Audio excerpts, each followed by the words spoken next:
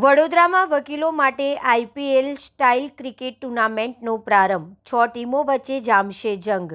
શહેરમાં પ્રથમ વખત વકીલો માટે season ball cricket tournament Baroda advocates premium league BAPL season 1નું ભવ્ય આયોજન કરવામાં આવ્યું છે। પોલો ગ્રાઉન્ડ ખાતે યોજાયેલા ઉદ્ઘાટન સમારંભમાં અનેક મહાનુભાવો તથા વકીલ સમાજના આગેવાનોની ઉપસ્થિતિમાં ટૂર્નામેન્ટનો વિધિવત પ્રારંભ થયો હતો। વર્ષોથી ટેનિસ બોલ ક્રિકેટ રમતા વકીલોની સિઝન બોલથી રમવાની ઈચ્છાને ધ્યાનમાં રાખીને આ લીગ શરૂ કરવામાં આવી છે।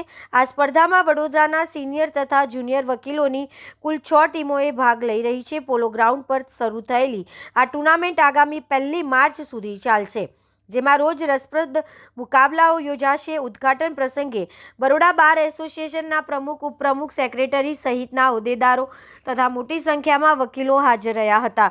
આયોજક વિરાટ વાઘેલાએ જણાવ્યું હતું કે વકીલોમાં રહેલી રમતગમતની પ્રતિભાને ઉજાગર કરવા તેમજ સૌહાર્દ અને ટીમ ભાવના વધારવા માટે આ લીગ એક ઉત્તમ મંચ પૂરું પાડશે।